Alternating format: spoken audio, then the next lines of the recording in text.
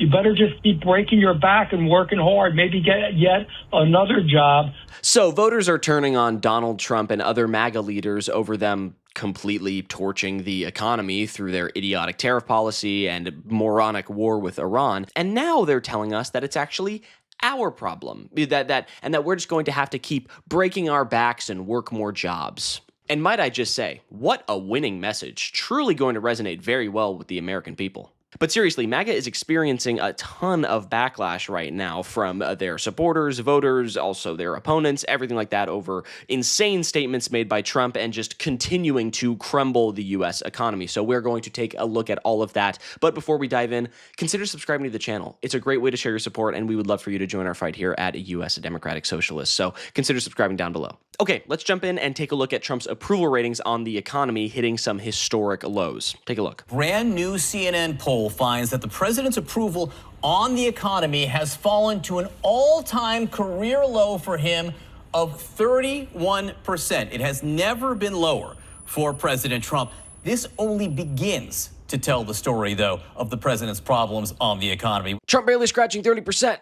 Nice. Yeah, something that Republicans are often very popular in, the economy. Trump is now polling at 30%, 31%. It's, yeah, that's not a great start. But what about how voters feel about inflation? I'm sure Trump's doing better there. Look at this, 72% in our latest CNN poll say they disapprove of the president on inflation. Joe Biden, an average of polls at this point in his presidency, 68%. And Jimmy Carter, whose presidency, just like Joe Biden's, was absolutely wrecked by inflation, was at 66%, about at this point in his presidency back in 1978. Donald Trump, even worse than they are. So you see it here, and the one word is, or phrase I might say is, oh my goodness gracious, what a disaster. Oh, so it was actually worse. Yeah, so Americans across the board are just not buying the bullshit anymore. They are not eating what the GOP is serving them, right? 72 disapproval on inflation. That means only 28% approval on it, right? Historic lows, complete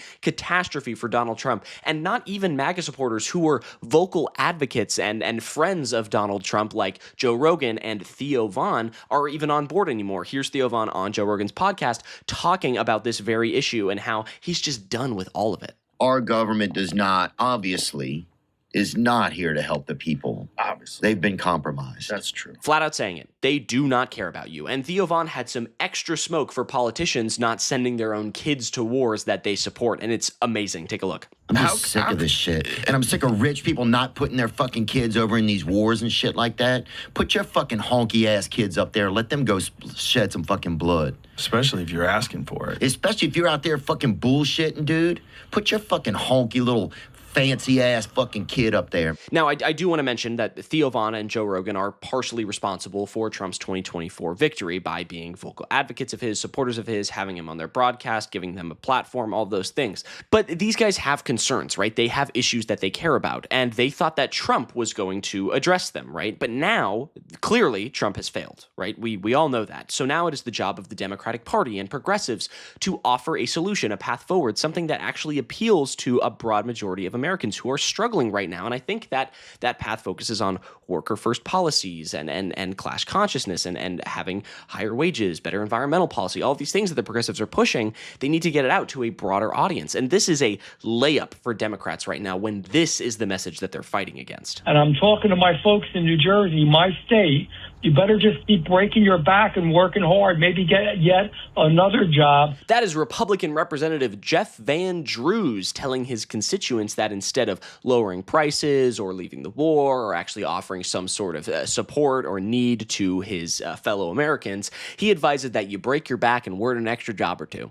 That is what he suggests. He suggests that you work more. Thank you, Jeff. Thank you. No, that is such a winning message you have there. It's really going to play out well for the midterms. Truly, truly great work. I feel like a quote like that is so bad, Democrats need to be airing it as a campaign strategy, right? This is an ad against every single Republican because it is just so clear that they do not give a damn about you. This guy is saying it clear as day, and he's not the only one. Just yesterday, Trump even said in his now deleted speech that he would rather support wars than childcare and Medicare. Take a look.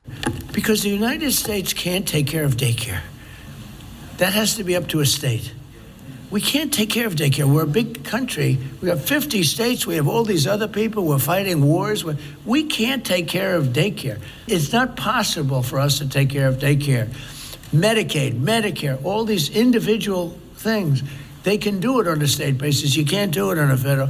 We have to take care of one thing, military protection. Trump is admitting it, right? Under the U.S. government led by Donald Trump, being led by the Republican Party, Republican House, Senate, presidency, they care so much more about military operations and bombs and exploding hospitals and schools in the Middle East and around the world than they do about actually taking care of people and children here at home. So yeah, there's a pretty clear reason why you're polling at 31% on the economy, Donald. It's because everyone can clearly see that you have priorities here, and your priorities are the pockets of billionaires and weapons manufacturers and your just Epstein-class associates. So while they're all up there having a great old grand time, they're sinking the economy and leaving everyone else in the dust while they rake in the money from the Iran war and the tariffs and all these things. And these comments made by Trump have caused a firestorm, right? This wasn't just said in a vacuum. He has gotten a lot of replies from across the political spectrum over the past 24 hours, including from Senator Bernie Sanders, who replied to the speech saying, quote, "Mr. President, I have a better idea. Instead of spending over $1 trillion on never-ending wars abroad while plunging the working class into poverty here at home, let's invest in universal childcare, Medicare for all, and affordable housing. America first."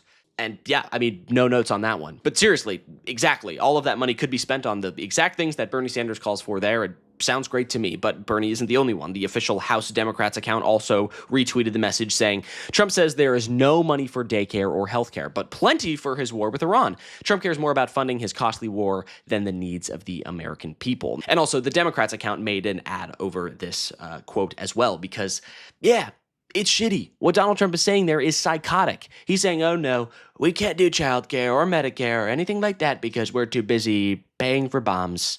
Clearly, there is priorities here, right? And Trump's priorities are blowing things up, then it's actually building things here at home. It's so clear. And yet, even though we have this clear evidence, this horrible quote from Donald Trump, he still has people like Little Hans Marco Rubio saying shit like, how dare Iran spend money on their military? And if they spent money on their citizens at home, they'd be better off, when the exact same thing could be said about the United States. Imagine in Iran that instead of spending their wealth, billions of dollars supporting terrorists or weapons, had spent that money helping the people of Iran, you'd have a much different country. Republicans are literally doing the meme from The Simpsons with they're at the RNC, I think is what it's supposed to be, and they're like, we want what's worse for everyone. We are literally evil or whatever. Like that is exactly what Republicans are doing, and they're not even hiding that, right? It has been known for a while now that that's clearly the Republican MO, but now they're just saying it. We don't want childcare. We don't want to fund Medicare. We want you working more jobs and breaking your back, also that we can blow up countries across the world so that we can continue our hegemonic superpower status that is clearly waning in the modern day.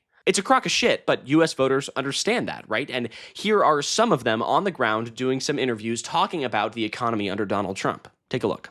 I can only think of disaster. It is a disaster. It is. Everything's gone up, and it's everything but my paycheck. Working longer hours to do the same numbers, and it just ain't really adding up. It definitely feels like nowadays it's more like pinching pennies than being able to save and like save for a future, save for a new car and stuff like that. Yeah, we are being squeezed by these corporate oligarchs, and everyone just kind of understands that. And they see Trump and his cronies not being just okay with it, but actually supporting it and endorsing it and making sure that it's happening at a larger scale. And so naturally, not as many people are fond of Donald Trump anymore. Here are some words from a Florida voter who did vote for Donald Trump, who is seriously suffering under his economy. Take a look. Right now, I'm paying $2,600 a month for my rent. You know what I mean? And that ain't no bills included. You know what I mean? Like, this is really, really, really, really hard. My wife's about to be pregnant. She's due in about next week. And it is extremely difficult. If you could pick one word to describe the state of the economy right now, what would that one word be? All f***ed up. All f***ed up. It's not at... It's because it's all over the place. What's your message to President Trump about these gas prices right now? I would say we need help with it. We are the richest country on the planet. right? Bar none. And it is an embarrassment that we cannot fund childcare or Medicare for all or better public transportation or housing initiatives. Our government is too focused, as Donald Trump has literally said, too focused on wars. We are spending trillions upon trillions of dollars killing people across the world, and we've already spent billions on this operation in Iran, with the Pentagon asking for $200 billion more dollars. All of that money could have been used to fund childcare, could have been used to fund Medicare or the Veterans Affairs or social safety nets across the board, better infrastructure, highways, bridges, management, public transportation. The sky's really the limit. I mean, it's a complete joke, right? The Trump administration is a farce. It's a joke. It's delusional. It's more focused on defunding institutions and ruining the lives of the lower and working and middle class than it is on actually helping them, right? And for what? For what? Americans are struggling. And the Democratic Party right now has this golden opportunity to act, to step up and be the strong party for Americans to actually support those in need, right? They could be the adult in the room.